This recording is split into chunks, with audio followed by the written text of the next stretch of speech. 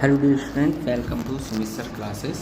तो हमारा जो सेक्शन चल रहा था सोशल साइंस का सेक्शन चल रहा था, उसमें जो हमारे लेसन कंप्लीट हो गए थे वो आपके 2 कंप्लीट हो गए थे। नेक्स्ट जो लेसन है हमारा थर्ड लेसन है वो है हमारा वाटर रिसोर्सेज यानी कि जल संसाधन। तो जल संसाधन यानी कि हमें पानी कहाँ कहाँ किस किस संसाधन से प्राप्त होता है, तो उसके बारे में हम बताते हैं। तो आपको जो जल होता है कहाँ से प्राप्त होता है, आप आसपास रहते हो तो आपको पानी कहाँ से मिलता है। तो जल हमें नदियों से मिलता है, कुएं से मिलता है, तालाब से मिलता है, और जो हमारा अंडरग्राउंड वाटर है वहाँ से मिलता है पानी।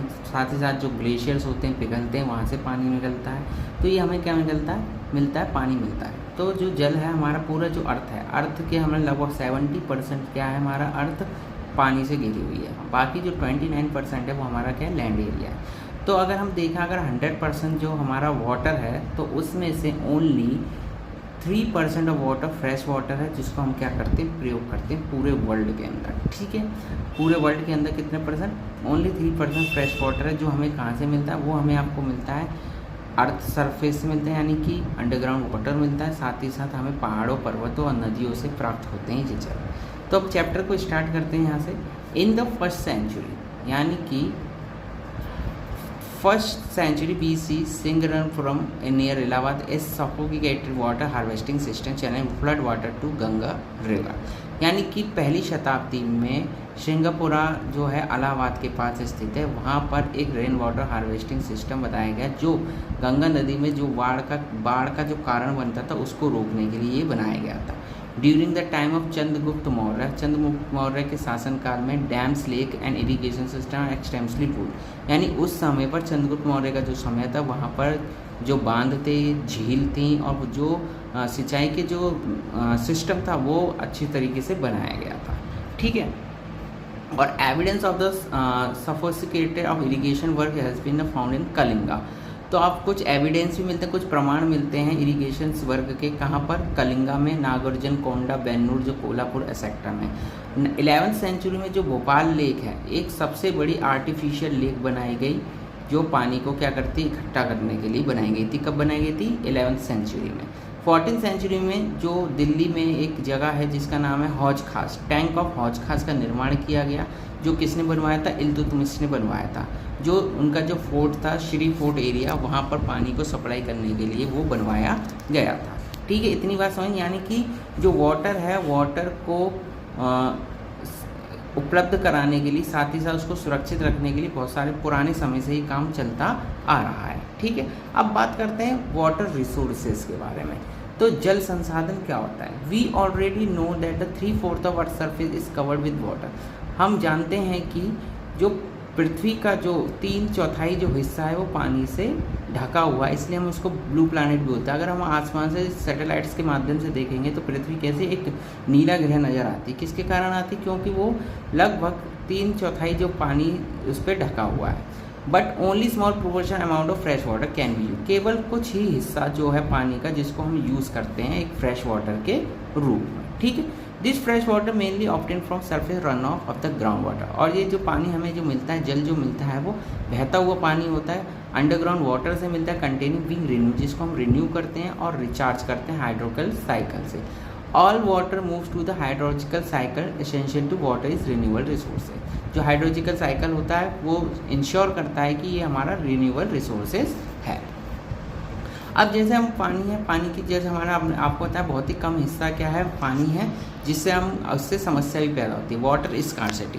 तो वाटर स्कार्सिटी क्या होती है, वाटर स्कार्सिटी का मतलब ये होता है जैसे हमें किसी जल की आवश्यकता है तो अपनी आवश्यकता के अनुसार जल नहीं प्राप्त हो पाना, वो क्या होती है वाटर स्कार्सिटी। सपोज करो आपको 5 लीटर पानी की ज़रूरत है, लेकिन आपको वो पानी कितना मिल रहा है, 3 या 4 लीटर पानी मिल रहा है, लेकिन आपकी डिमांड के हिसाब से वो पानी उतना पानी नहीं मिल पा रहा जितना आपको ज़रूरत है। तो ये क्या कहलाएगी, वाटर स्कार्सिटी कहलाएगी। ठीक है, the movement of we speak the water shortage. हम आज से बात करते हैं पानी की कमी के कारण। We immediately associate with the reason to low rainfall.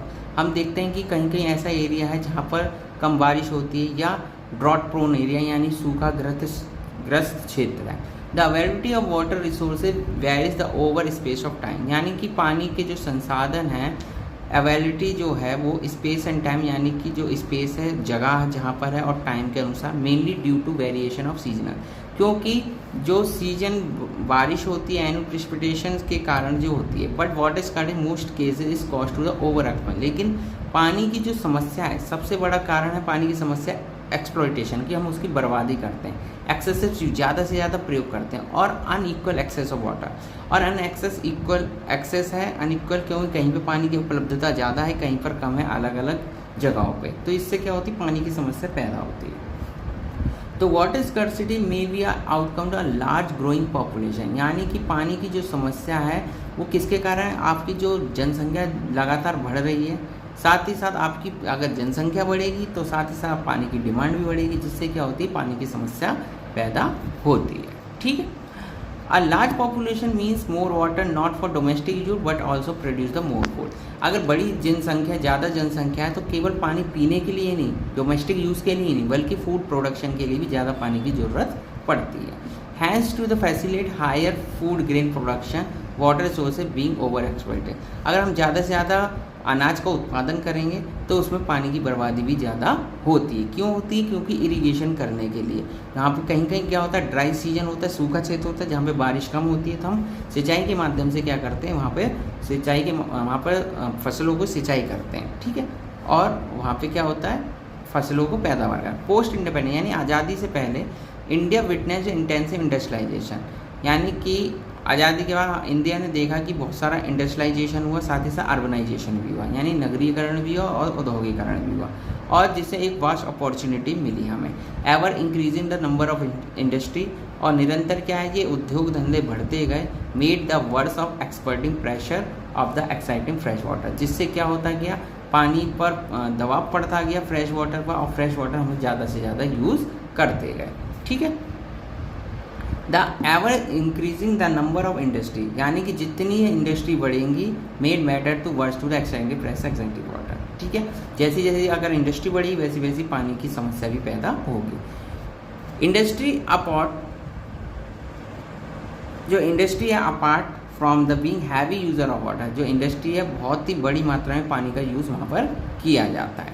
ठीक है। Today in the India hydro electric power contribute approximately 22% of total electricity product, यानी जितनी भी हमारी विद्युत का उत्पादन हो रहा है, बिजली का उत्पादन हो रहा है, उसमें लगभग 22% जो बिजली का उत्पादन हो रहा है वो किससे हो रहा है, हाइड्रो इलेक्ट्रिसिटी के कारण हो रहा है, यानी कि पानीपन बिजली से हो रहा है। ठीक है। अब बात करते हैं, अब पानी के बारे में बात कर रहा है, उसकी समस्या के बारे में बात करते हैं। अब जल के लिए हमने क्या चलाएं, multipurpose river project and integrated water resources management, यानी बहुउद्देशीय नदी घाटी परियोजना, और उसके जल से संसाधन जल प्रबंधन के बारे में पढ़ेंगे। तो archaeological and historical record, archaeological यानी पुरातत्व के माध्यम से और इतिहास के रिकॉर्ड से हमें पता चलता है ancient time have been constructed sophisticated hydraulic structure, कि पुराने समय में भी एक हाइड्रोलिक स्ट्रक्चर बनाए जाते थे, जैसे डैम्स जो स्टोन और रबड़ के बनाए जाते हैं, रिवर्सल लेक यानी कि झीलें बनाई जाती थी, embankment of the canal irrigation, और नहरें को निर्माण किया जाता था किसके लिए, सिंचाई के लिए। Dams were the traditionally built of the impound reverse and the rain water, और डैम्स का निर्माण किया गया पारंपरिक तरीकों से, जिससे नदियों का पानी और वर्षा का जो पानी है उसे इकट्ठा किया जा सके और एग्रीकल्चर फील्ड में इरिगेशन के सिस्टम को अच्छा बनाया जा सके। ठीक है। और today dams are built not just for irrigation, आजकल जो डैम्स हैं वो केवल इरिगेशन के लिए नहीं बल्कि इलेक्ट्रिसिटी जनरेशन के लिए, साथ ही साथ वाटर सप्लाई के लिए, domestic industrial uses, flood control, recreation, inland navigation and fish breeding के लिए भी ये डैम्स बनाए जाते हैं। क्योंकि अगर हम इसे मल्टीपर्पज प्रोजेक्ट इसलिए बोलते हैं क्योंकि इस प्रोजेक्ट के माध्यम से बाढ़ पर भी नियंत्रण रखा जाता है, साथ ही साथ इलेक्ट्रिसिटी भी जनरेट की जाती है, साथ ही साथ सिंचाई के लिए पानी भी उपलब्ध कराया जाता है, डोमेस्टिक यूज़ के लिए भी, और इनलैंड नेविगेशन भी किया जाता है। इसलिए इसको मल्टीपर्पज रिवर प्रोजेक्ट के नाम से जानते हैं, यानी कि बहुउद्देशीय यानी एक प्रणाली है और उससे बहुउद्देशीय यानी बहुत सारे काम कर रहे हैं, इसी से हम क्या बोलते हैं, नदी घाटी परियोजनाएं बोलते हैं। Dams are now refer to the impounded water is integrated in one of in recently हाल ही के सालों में multipurpose project is large dam has under the great scrutiny opposition variety of reason, यानी कि जो मल्टीपर्पज प्रोजेक्ट बनने हैं, बड़े बड़े जो डैम्स बनने हैं वो हम उसके विपक्ष में भी बहुत सारे कारण हैं। Rivers has to create flood plains, जहाँ पे मैदानी इलाकों में जो फ्लड प्लेन्स है and submerged to exciting vegetation, soil leading to decomposition period of time. Multipurpose project are large dam have been a causes of many new social movement. Multipurpose और बड़े dams के कारण बहुत सारे नए सामाजिक आंदोलन भी हुए इसके कारण, ठीक है। Local people often like to give their land, livelihood and measure to access to control over resource and great good of the nation। जो वहाँ के जो अक्सर जो लोकल लोग हैं उन्होंने क्या कर दिया, उसको छोड़ दिया अपने जीवन यापन करने के लिए, मीजर एक्सेस के लिए, कंट्रोल ओवर रिसोर्सेज उसको कंट्रोल करने के लिए, ओवर रिसोर्स कर रहे हैं इसको कंट्रोल करने के लिए। इरिगेशन हैज़ ऑल्सो चेंज, जो इरिगेशन सिस्टम है वो भी चेंज हुआ, जिसके माध्यम से जो क्रॉपिंग पैटर्न था बहुत सारी जगहों पर, फार्मिंग जो shifting intensive and commercial, farmer ने क्या किया, जहाँ पे वो इंटेंसिव फार्मिंग करते थे वहाँ पे कमर्शियल क्रॉप उगाना स्टार्ट कर दिया। किसके माध्यम से, जल के माध्यम से, क्योंकि उपलब्धता थी। एट द सेम टाइम उसी समय the transform the social landscape, यानी कि जो सोशल लैंडस्केप भी बदला, इंक्रीज इन सोशल गैप भी आया। Rich land owner and landless, यानी कि जो रिच लैंड ओनर्स थे उन्होंने क्या सिंचाई की प्रणाली को अपना लिया और उनके खेत ज़्यादा से ज़्यादा खेती करने लगा, और वहाँ पे जो लैंडलेस लेबर थे उनको क्या हुआ, उनको बहुत काफ़ी नुकसान झेलना पड़ा था, ठीक है। Most of the objection of project across due to the failure and achievement purpose of the project, यानी ज़्यादातर जो ऑब्जेक्शन उठे प्रोजेक्ट के ऊपर उसके फेल होने का जो कारण पर्पस देवर पुल्ड। Ironically the dams are constructed to control, जो डैम्स बनाए गए का निर्माण किया गया वो बाढ़ पर नियंत्रित करने के लिए। And trigger of the flood due to the sedimentation, जिससे क्या होता है मिट्टी की उपजाऊ क्षमता जो खत्म हो जाती है उसको रोकने के लिए बनाए गए थे। Moreover big dams have mostly have been unsuccessful controlling flood, लेकिन जो बड़े बड़े डैम्स हैं वो अनसक्सेसफुल हुए हैं फ्लड को कंट्रोल करने के लिए एट अ टाइम एक्सेसिव, जब ज़्यादा से ज़्यादा रेन हो जाती है तब। अब बात करते हैं रेन वाटर हार्वेस्टिंग, यानी वर्षा के जल का संचयन करना।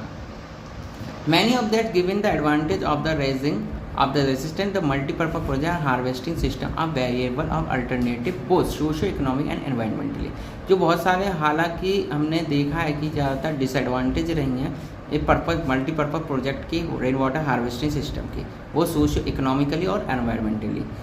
People had to depth knowledge, people को एक बहुत ही गहराई से क्या ज्ञान होना चाहिए रेन फॉल का, regime to the soil tap and develop to wide raising techniques to harvest, और उनको टेक्निक आनी चाहिए कि रेन वाटर हार्वेस्टिंग कैसे किए जाए। Ground water, river water and flood water is keeping to local ecological condition there water needs, यानी कि जो रेन वाटर है, वो ग्राउंड वाटर है, जो रिवर वाटर है, वो अपनी घरेलू ज़रूरतों को क्या करते हैं, पूरा करते हैं। The hill of mountain region, यानी जो पहाड़ी क्षेत्र हैं वहाँ पर पीपल बोल डाइवर्जन चैनल, पीपल ने क्या किया डाइवर्जन चैनल्स बनाए। गुल्स एंड कुल्स, यानी कि नदी वगैरह जो बहती हुई आ रही है उसको चैनलाइज कर दिया, यानी बांट दिया, जिससे क्या हो रहा है वही पानी अलग अलग जगह पे जा रहा है, वेस्टर्न हिमालय से एग्रीकल्चर यूज़ के लिए लिया था। साथ ही साथ आपको शहरी क्षेत्र में रहते हैं आप तो roof top rain water harvesting system commonly practice, यानी कि छत पर जल का संचयन किया जाता है, वर्षा के जल का, जो आपको ड्रिंकिंग वाटर भी प्रोवाइड कर सकते हैं। इससे क्या होता है छत से पानी आ सकता है, जिसको क्या होता है पाइपों के माध्यम से आप नीचे उतार कर लाएं। अगर आपकी कच्ची भूमि है तो वहाँ पर छोड़ देंगे उस पानी को, तो भूमि क्या कर लेगी, यानी कि जो लैंड है वो ऑब्जर्व कर लेगी, जिससे रिसाइकल हो जाएगा। अगर नहीं है तो आप टंकियों के माध्यम से उसको भर कर रख सकते हैं और क्या कर सकते हैं रेन वाटर को आप हार्वेस्ट कर सकते हैं। इन सेमी एरिड रीजन, जो सूखा क्षेत्र है राजस्थान का, जैसे Bikaner, Phalodi, Barmer, almost the all house traditionally underground tank, उन्होंने क्या अपने घरों के आंगन के बीच में अंडरग्राउंड टैंक बना रखे हैं, जिससे जो पानी आता है रेन का, वो बारिश का जो पानी है उसमें इकट्ठा करते हैं और उस पानी को स्टोर करके रख लेते हैं और अपने पीने के पर्पज़ से उसको यूज़ करते हैं। They are connected to sloping roof, और वहाँ से रूफ से स्लॉप करके पाइप के माध्यम से अपने हाउस पे लाते हैं, और जो बीच में वो बना रखा है उन्होंने टैंक, उसमें वो पाइप डाल देते हैं, ठीक है। Rain falling at the rooftops of the tin pipes is stored the these underground tank, और अंडरग्राउंड टैंक को भर लेते हैं, और जिससे क्या होता है रेन वाटर हार्वेस्टिंग सिस्टम अच्छा उदाहरण है। तो रेन वाटर हार्वेस्टिंग जो करनी चाहिए वो इसीलिए करनी चाहिए ताकि जो पानी है, पानी की जो बर्बादी हो रही है उसको हम रोक सकते हैं। साथ ही साथ वर्षा का पानी सबसे प्योर वाटर होता है, जिससे हम क्या कर सकते हैं अपनी पानी की सभी ज़रूरतों को क्या कर सकते हैं, पूरा कर सकते हैं। जो हमारे एक स्टेट है जिसका नाम है तमिलनाडु में एक चेन्नई जगह है, वहाँ पर रेन वाटर हार्वेस्टिंग सिस्टम को कंपलसरी कर दिया गया है हर घर में। अगर वो हर घर में अगर कंपलसरी करते हैं तो इससे क्या होता है जितना भी पानी है वो हम क्या कर सकते हैं, इकट्ठा कर सकते हैं। बहुत सारी जगह हैं जहाँ पे ये करना भी चाहिए, जहाँ पे ये सूखा क्षेत्र है, ठीक है। आई बात समझ में। तो इस तरीके से ये जो चैप्टर है वो फिनिश होता है और इसके जो क्वेश्चन आंसर नेक्स्ट वीडियो में आपको बताऊँगा। धन्यवाद।